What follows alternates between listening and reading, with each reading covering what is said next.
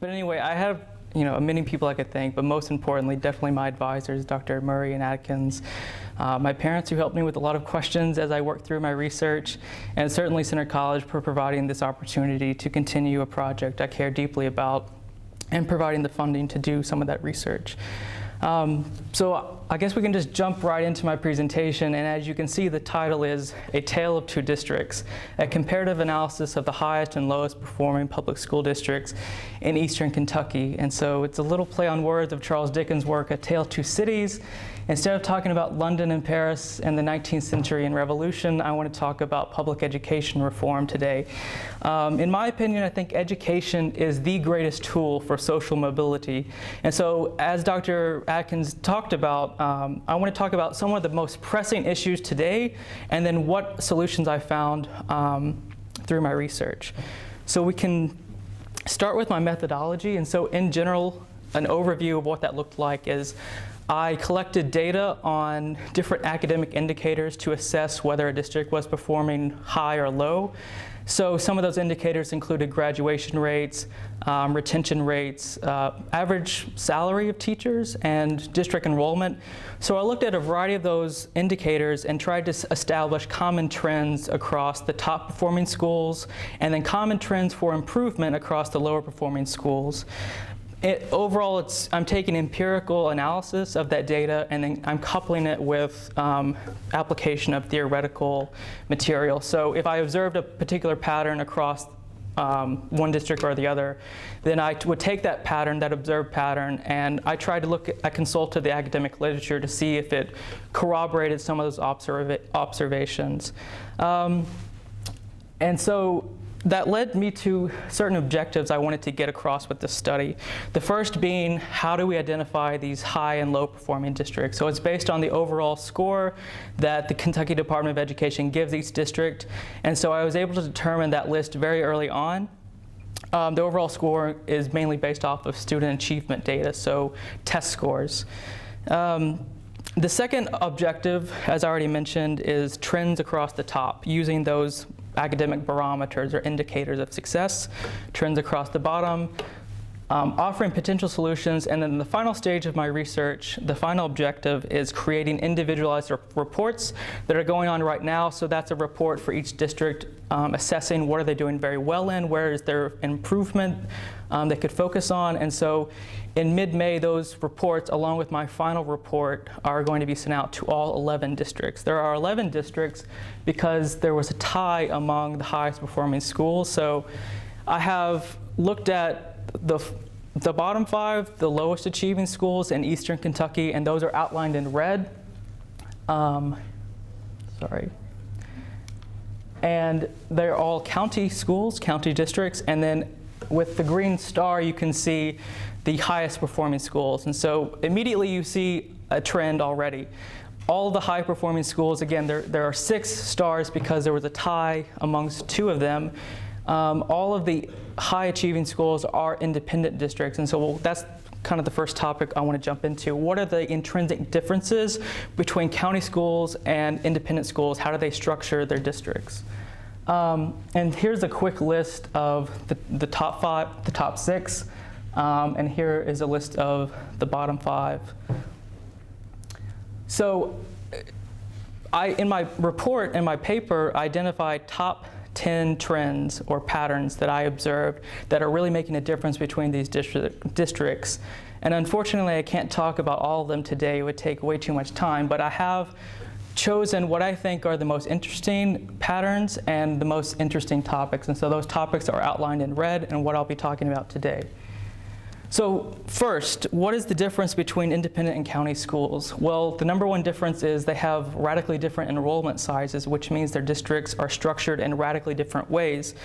Among the independent districts, the highest performing schools, Corbin and Russell, have a rather decentralized model. So they have children that are transitioning every 2 years. They have a K through 2nd grade. They have a 3-4 school in elementary. They have an intermediate school, 4th, 5th, and 6th. A middle school, 7th and 8th, and high school. So it's very decentralized. There are a lot of physical buildings for a district that small. Like I said, Russell also has a similar system in place. It's helpful to look at Russell and Corbin in particular when we're comparing lower and higher performing schools, because they have the most similar student population or enrollment. Corbin and Russell have enrollments around 2,000, whereas the lower performing schools have enrollments of about 3,000, 4,000. Another difference across the top and bottom districts when you're talking about elementary and high schools is that in general, all the county schools have one middle school to service all students, and they have one high school. But then they have 7 to 8 elementary schools that really range in enrollment from 200 to up to 400. And then all of those elementaries filter into one middle school and one high school. And so that was something that piqued my interest, and I looked further into that. And based on a study by Kenneth Leithwood and Doris Johnsey from the Ontario Institute for Studies in Education at the University of Toronto, they did a study in 2009 that said there was an optimum student population equilibrium based on diversity and socioeconomic status.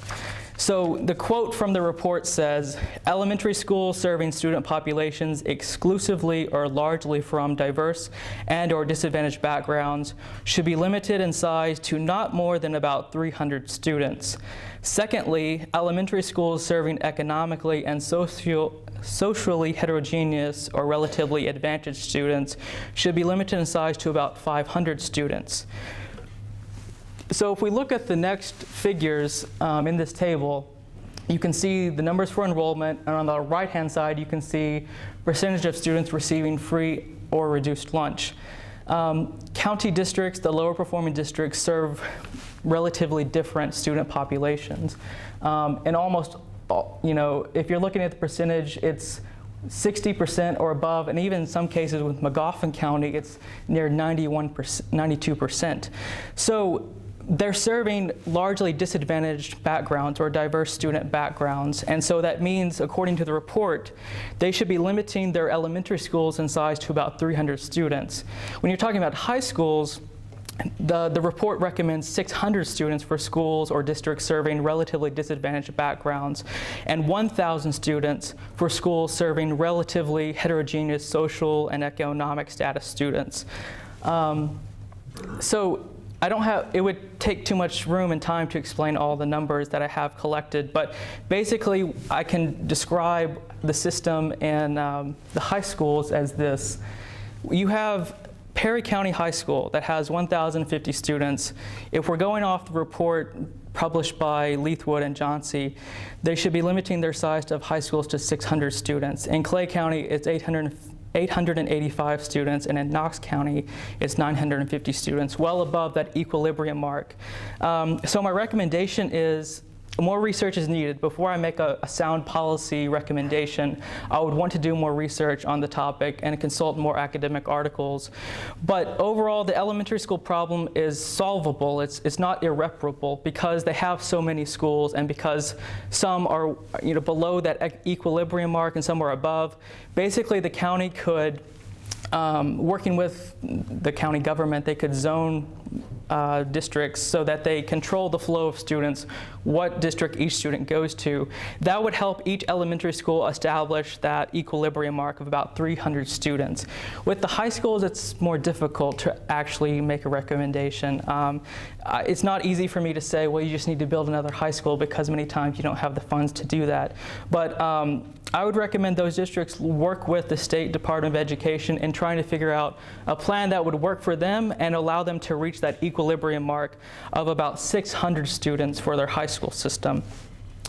The next topic I wanted to talk about, and I dedicate a significant portion of my final report, my final paper, on teacher recruitment, hiring, and assignment practices. There was a quote by Pete Pillsbury, who wrote an essay for Leadership Magazine on education reform, and he said, and I'm paraphrasing, but basically he said, the most important decision an administrator makes in their lifetime is choosing which candidate to place in the classroom, because that teacher is going to have a profound impact on thousands of students over 20 to 30 years.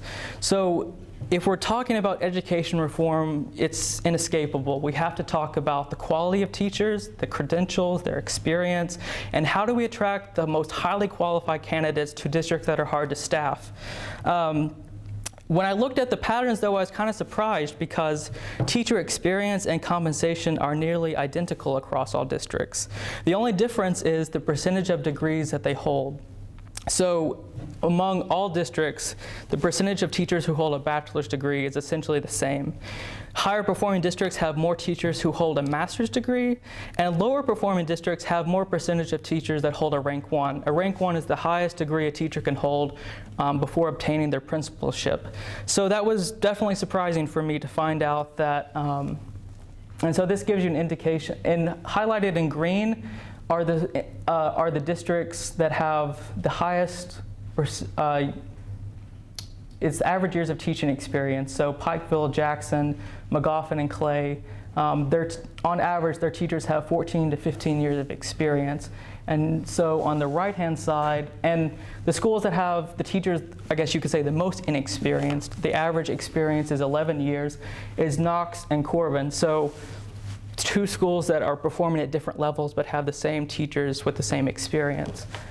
The average teacher salary also, well, that's what I mean when I say they're compensated in similar ways.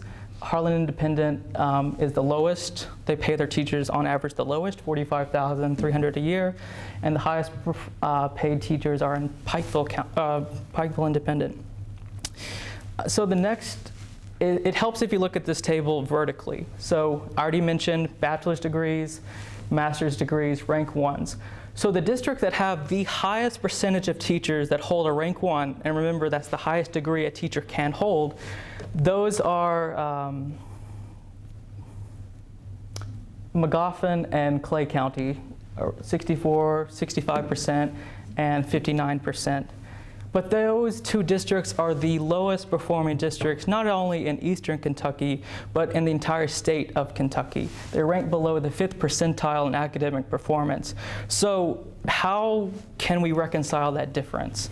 Based on my interviews, and I guess I kind of skipped over that in my research explaining my research methodology, we also went out and did qualitative interviews with teachers, administrators, and policy officials.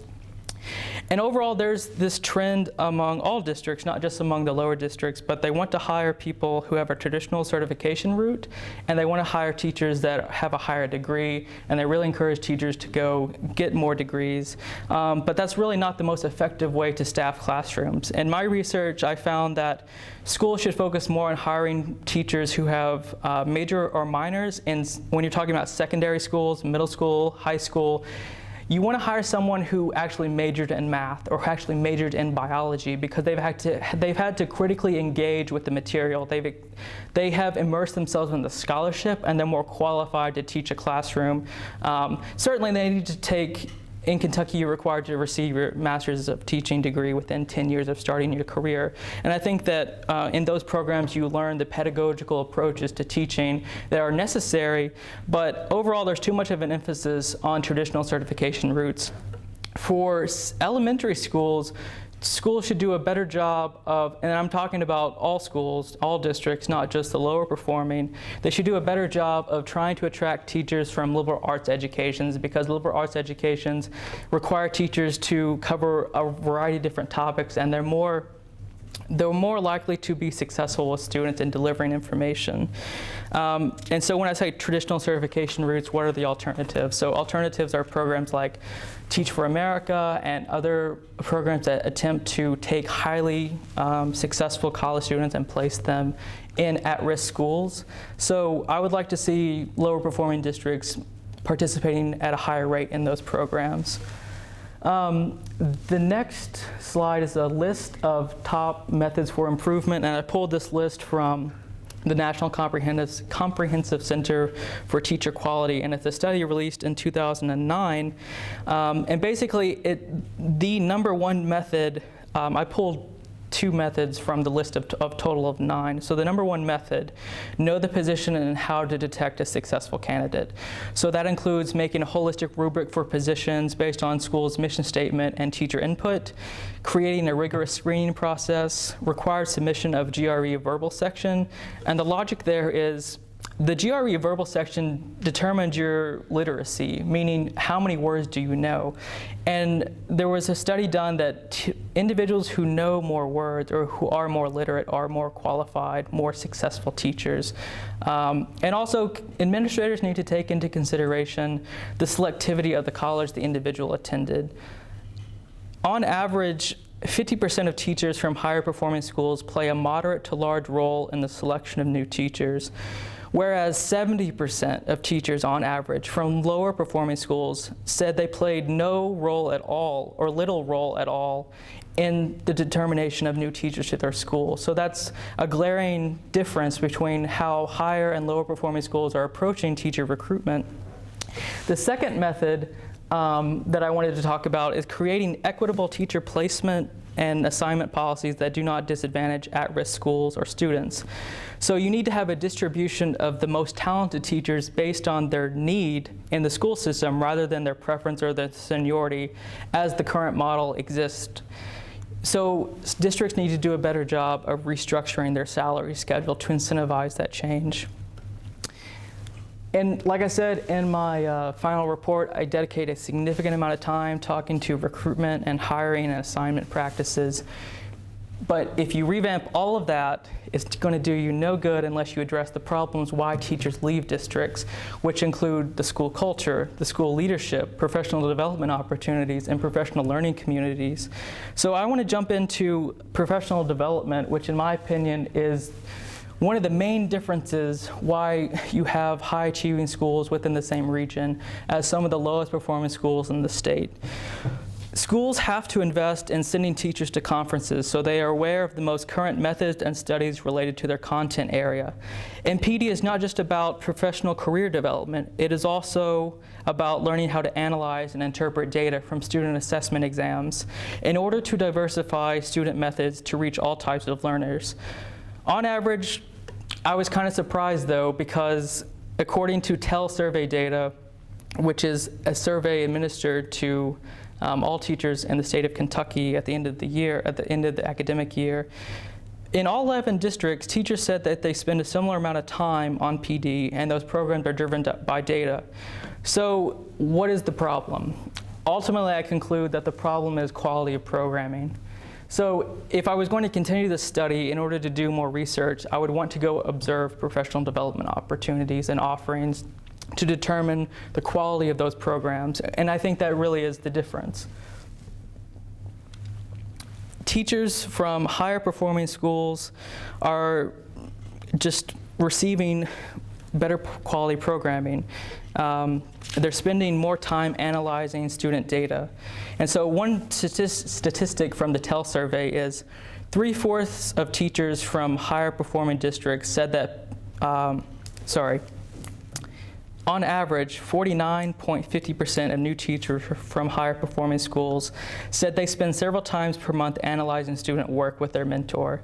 But only 23% of new teachers from lower performing schools do the same. So you're talking about new teacher orientation programs. So from the beginning, teachers coming into higher performing schools are being taught the methods on how to successfully analyze student data, and in turn, they're learning how to take that analysis and diversify their teaching needs to reach children in their classroom at different levels. And low performing schools aren't doing that. In the average week, 44.6% of teachers from higher performing schools spend 1 to 3 hours utilizing results from assessments, but only 32.5% of teachers from lower performing schools do the same. So my recommendations for steps moving forward with improving professional development are as follows. PDs have to be differentiated. They have to be structured like professional conferences so that we're not wasting teachers' times. PDs also have to be evaluated. Teachers have to have a say in determining the content of those PDs. And most importantly, schools, administrators, districts across the board have to do a better job of incorporating student data interpretation methods in the orientation programs. PD has to be ongoing and job embedded for districts to be successful. In summary, I think there's room for improvement across all districts. I certainly was surprised by so many similarities that existed across the highest and lowest performing schools. But what that means is that the differences that do exist are that much more salient and deserve attention. Further research is needed on assessing the quality of professional development offerings and orientation programs. I would also like to look at budget allocation to see if lower performing schools are using their fiscal resources in the most efficient way possible. And I also would like to look at where teachers attended college to see if there's a difference among higher and lower performing schools. Overall, lower performing districts are situated in similar communities and face many of the same problems. So there is hope, and that's why I chose this topic or this project, is because it eliminates a lot of variables. When you begin comparing urban and rural schools, there's a lot of variables that are going on, so it's hard to compare those. But I compared 11 districts that are essentially located in the same region and have very similar student populations and are situated in similar communities. Moving forward, the focus has to be on professional development, school culture, a culture of high expectations, effective school leadership, teacher recruitment, hiring, and assignment practices, and involvement from parents and involvement from the communities. The communities have to support their teachers and their schools. So there's certainly a lot more I could talk about, but that's the end of my presentation, and so.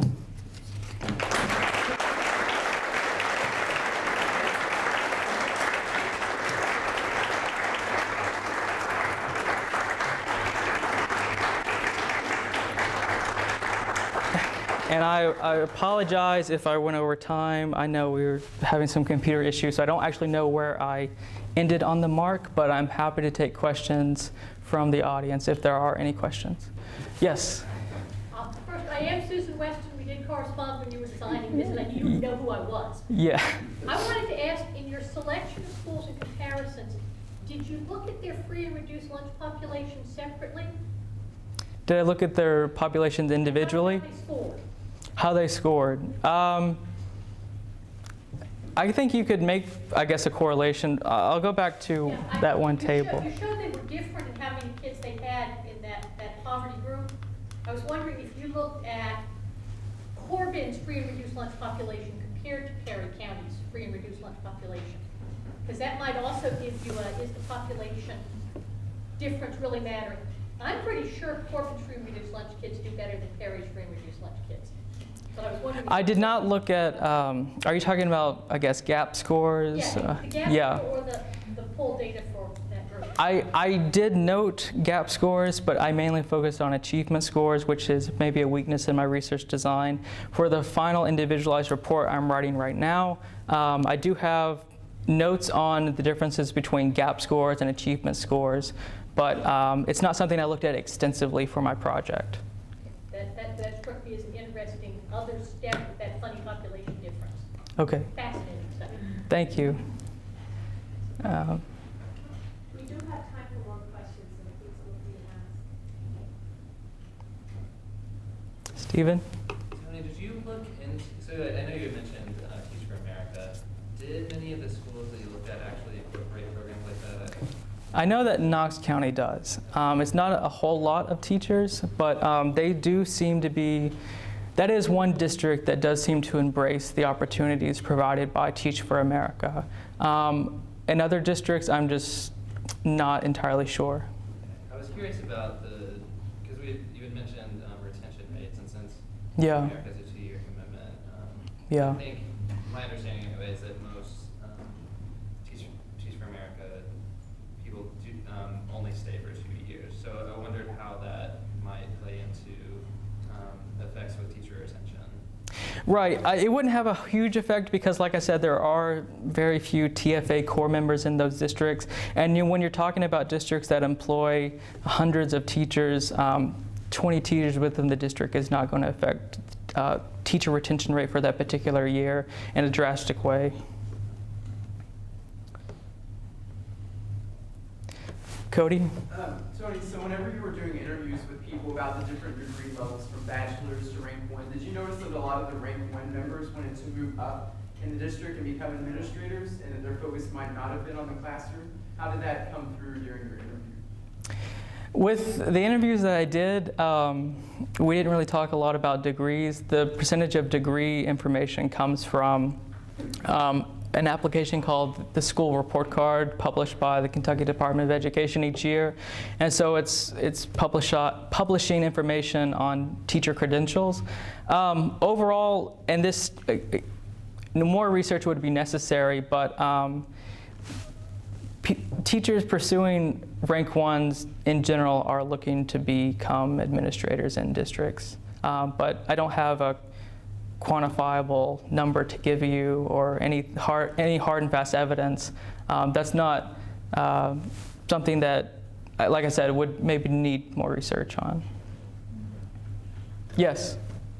How do you, when you're looking to rectify these problems, avoid the problem of teaching the test that is focusing more on sort of just manipulating the curriculum and student studies in order to do well in these state tests rather than meet students' life needs, and as a result kind of compromising on sort of skills that those students might need, whether they're like technical skills or just critical thinking type stuff? Like, for example, a lot of kids might want to grow up to be auto mechanics or whatever, and state testing based curriculum on this, that, or the other might not go with that. Unfortunately, I guess you do see a trend, and we put such an emphasis on collecting data and student assessment. And I think that assessment is necessary. It's how we determine whether a school is meeting curriculum needs, if the instructor is delivering the material appropriately. But you're right. I think many times we overlook critical thinking skills or analytical skills because teachers are so focused on delivering the content so they can do well on state performance exams or even for local assessment exams. And I think that problem might be addressed by if you're hiring people from liberal arts educations, if you're hiring people who have engaged academically in the scholarship, those teachers are more inclined to possess those skills and pass those skills on to their students. Yes. So I'm curious, did you, like during your interviews, ask the teachers about their personalities and more like their leadership and communication styles? Because I went to a public high school that was a lower performing district as well. And so what I gathered just from, like, I didn't obviously do research into this, but it always felt like it kind of stemmed from an apathy with some of the teachers. So like it would result from like, unequal pay or Yeah. the students are very incorrigible. So they would just give up from teaching and say, I don't care, I'm not going to do anything anymore. So I was just interested, like, did you notice any trends, some of the differences between, like, motivation levels between in my interviews, we didn't necessarily talk about personality that much, but Pete Pillsbury, who I mentioned earlier in my presentation, in his essay, he actually compiled, based on interviews he did with teachers, basically a list of the qualities or the characteristics of a highly effective teacher. And so one of those qualities would be, they're deeply invested in the success of their students, and they take personal responsibility for the success or the failure of their students. So they don't try to push blame off on other factors like family or their background or something like that. And you do have, I guess, teachers who are apathetic, and that's not something I really looked at. I didn't look at tenure or how to reform or transform the tenure process within public school systems, but as you noted, that certainly is a problem. And I think you addressed that, though, by revamping recruitment and hiring practices. Yes? Oh, sorry. Okay. Okay.